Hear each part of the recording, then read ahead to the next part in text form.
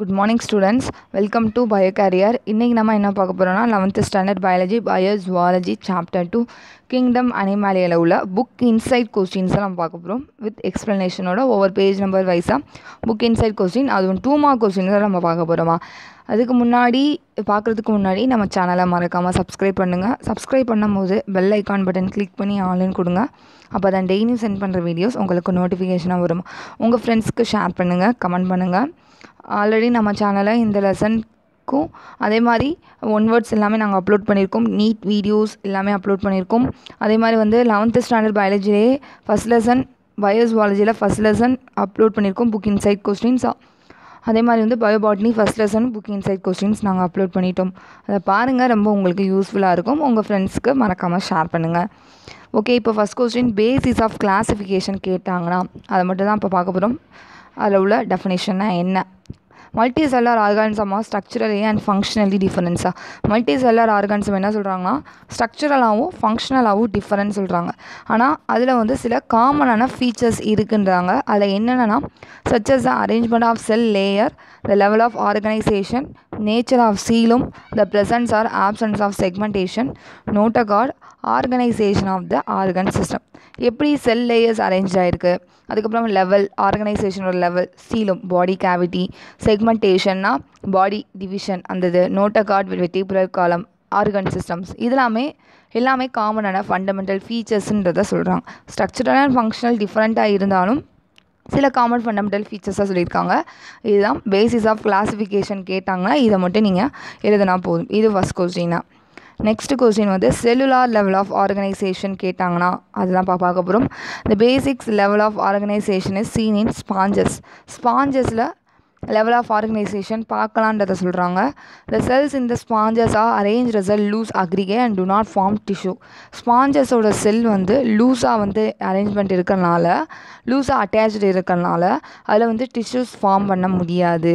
they exhibit the cellular level of organization. இந்த sponges வந்து என்ன சொல்கிறாங்கன்னா செல்லுலார் லெவல் தான், அதுலேருந்து டிஷ்யூ ஃபார்ம் ஆக முடியாதுன்றதை சொல்கிறாங்க. அதுக்கப்புறம் in sponges outer layer is form of pinacocytes. ஸ்பாஞ்சஸில் அவுட்டர் லேயர் வந்து எந்த லேயர் மூலமா ஃபார்ம் ஆகிருக்குன்னா pinacocytes, plate like cells that maintain size and structure of the sponge. இந்த பினகோசைட்ஸ் என்ன பண்ணுதுன்னா அதோட ஸ்பாஞ்சஸோட சைஸையும் ஸ்ட்ரக்சரையும் மெயின்டைன் பண்ணுது.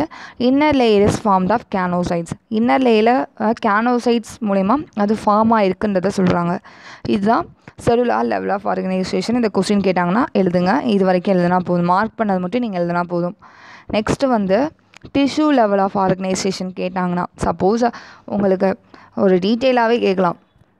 பேசிக்ஸ் ஆஃப் கிளாஸிஃபிகேஷனில் போக அதில் வந்து ஆர்கனைசேஷன் லெவல்ஸ் ஆஃப் ஆர்கனைசேஷன் கேட்டாங்கன்னா செல்லுலார் லெவல் எழுதணும், tissue, organ level, organ system level நீங்கள் எழுதணும்.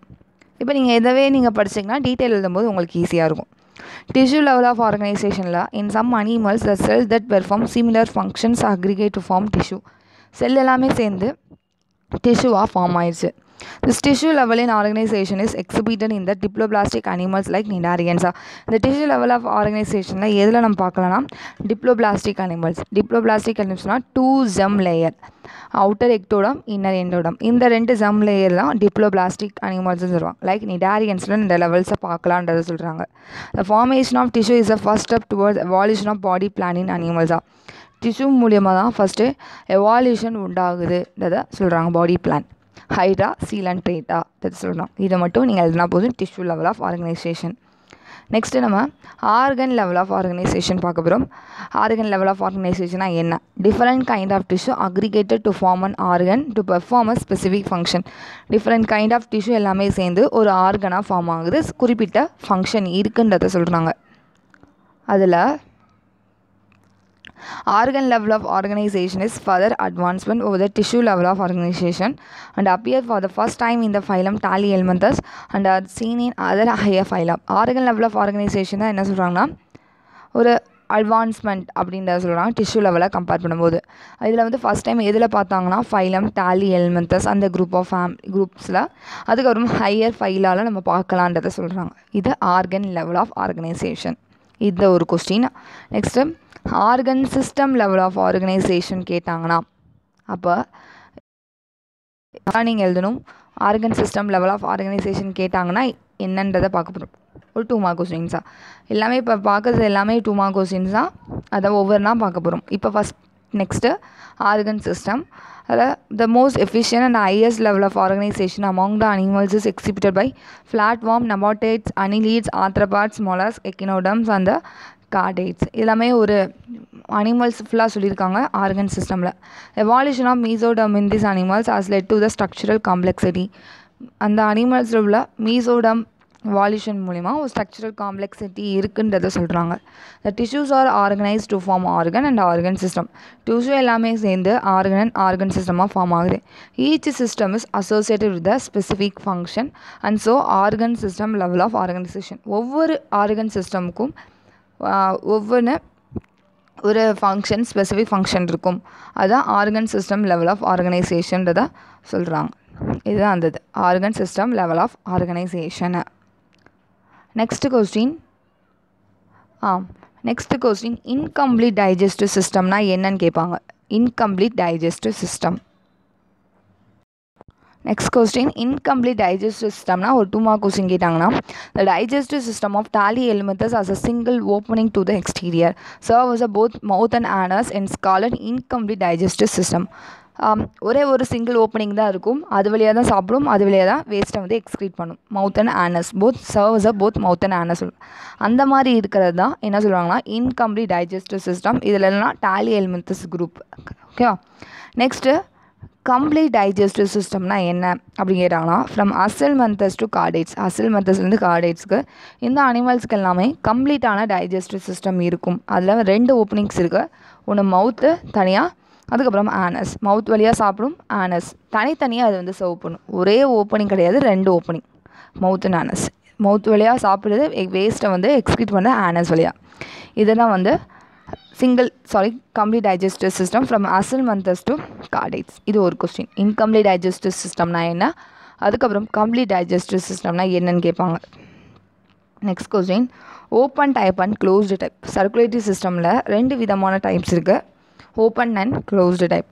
ஓப்பன் டைப்னா என்னன்னு கேட்டாங்கன்னா in which blood remain filled in the tissue spaces due to the absence of blood capillaries. Blood எல்லாமே எங்கன்னா டிஷ்யூ ஸ்பேசஸ் எல்லாமே ஃபில் ஆயிடும். ஏன்னா பிளட் கேப்லரிஸ் இல்லாதனால. இன்னும் எந்தெந்த குரூப்ஸுக்கெலாம் சொல்கிறாங்கன்னா ஆர்த்ரோபாட்ஸ், மொலஸ்க், எக்கினோடம்ஸ், ஈரோகார்டிட்ஸ். இது எல்லாமே ஓப்பன் டைப் சர்க்குலேட்டரி சிஸ்டம் தான். டிஷ்யூ ஸ்பேஸ் மூலமா பிளட் எல்லாமே ஃபில் ஆகி அது மூலமா சர்க்குலேட் பண்ணி இது பண்ணும். இதே நெக்ஸ்ட் க்ளோஸ்டு டைப்னா என்ன சொல்கிறாங்கன்னா in which blood is circulated through the blood vessels of varying diameter. Blood எங்கே சர்க்குலேட் ஆகும், பிளட் வெசல்ஸ் மூலமா சர்க்குலேட் ஆகுது through arteries, veins and capillaries மூலிமா. என்னென்ன குரூப் ஆஃப் அனிமல்ஸ்னால் annelids, cephalochordates and vertebrates group. இதெல்லாமே க்ளோஸ்டு டைப் சர்க்குலேட்டரி சிஸ்டம் சொல்கிறாங்க. 2 type of circulatory system கேட்கலாம், ஓப்பன் அண்ட் க்ளோஸ் டைப். இதெல்லாம் நல்லா படிச்சு வச்சுக்கோங்க. Next question diploblastic animals and the triploblastic animals.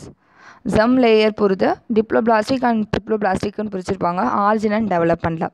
இந்த அனிமல்ஸை 2 கேட்டகரியாக பிரிச்சிருக்காங்க, டிப்ளோபிளாஸ்டிக் அண்ட் ட்ரிப்ளோபிளாஸ்டிக். டிப்ளோபிளாஸ்டிக் அனிமல்ஸ்னால் என்ன? Animal in which the cells are arrange in the 2 embryonic some layer. அனிமல்ஸில் செல்ஸ்லாம் எப்படி அரேஞ்ச் ஆகுதுன்னா 2 எம்ப்ரியானிக் லேயர் மூலிமா. ஒன்று எக்ஸ்டர்னல் எக்டோடம், இன்னொன்று இன்டர்னல் எண்டோடம். அந்த மாதிரி இருந்துச்சுன்னா 2 லேயர் இருந்தால் அதை டிப்ளோபிளாஸ்டிக் அனிமல்ஸ்னு சொல்லுவோம். In these animals ectoderm give rise to the epidermis. Ectoderm என்ன பண்ணுது, எபிடர்மிஸ் சொல்கிறோம். எபிடர்மிஸ்னால் என்னன்னா outer layer, body wall.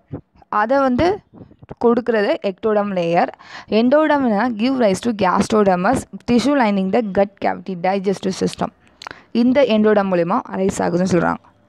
And undifferentiated layer between ectoderm and endoderm is mesoglea. Undifferentiated ஆகாமல் இருக்கிற லேயர் எக்டோடமுக்கு எண்டோடமுக்கு இடையில மீசோக்லியான்னு சொல்கிறாங்க. Example coral, jellyfish and sea anemones. இதுதான் டிப்ளோபிளாஸ்டிக் அனிமல்ஸ். 2 எம்ப்ரியானிக் லேயர் மூலமா செல்ஸ் அரேஞ்ச் ஆயிருந்துச்சுன்னா அதை டிப்ளோபிளாஸ்டிக் அனிமல்ஸ்னு சொல்கிறோம். இம்பார்ட்டன்ட் கொஸ்டின்ஸ் நல்லா படிச்சு வச்சுக்கோங்க. நெக்ஸ்ட் கொஸ்டின் ட்ரிப்ளோபிளாஸ்டிக் அனிமல்ஸ்னால் என்ன? Animal in which the developing embryos 3 germinal layers. இந்த மாதிரி அனிமல்ஸ்க்கு 3 ஜெர்மினல் லேயர்ஸ் இருக்கும். 2 germinal லேயர்னா அது டிப்ளோபிளாஸ்டிக், 3 germinal லேயர்னா அதை ட்ரிப்ளோபிளாஸ்டிக் அனிமல்ஸ்ன்னு சொல்லுவாங்க. அதில் outer ectoderm, inner endoderm, middle mesoderm இருக்கும். அவுட்டர் எக்டோடமில் என்னென்னா skin, hair, neuron, nail, teeth எல்லாமே அரைஸ் ஆகும். இன்னர் எண்டோடமில் gut, lungs and liver. Middle மீசோடமில் muscle, bone and heart. Most of triploblastic animals, so organ system level of organization. Triploblastic animals ல organ system level of organization இருக்குன்ற சொல்கிறாங்க. Flatworms to chordates group எல்லாமே triploblastic animalsன்றதா சொல்கிறாங்க. இந்த diagram நல்லா பார்த்து வச்சுக்கோங்க, இது இம்பார்ட்டன்ட் டயக்ராம், கண்டிப்பாக கேட்பாங்க. ஓகே ஸ்டூடெண்ட், நெக்ஸ்ட் வீடியோவில் நெக்ஸ்ட் பேஜில் உள்ள 2 மார்க் கொஸ்டின்ஸ் நம்ம பார்க்கலாம். நம்ம சேனலை மறக்காமல் சப்ஸ்கிரைப் பண்ணுங்கள், உங்கள் ஃப்ரெண்ட்ஸ்க்கு ஷேர் பண்ணுங்கள், கமெண்ட் பண்ணுங்கள். தேங்க்யூ ஸ்டூடெண்ட், தேங்க்ஸ் ஃபார் வாட்சிங்.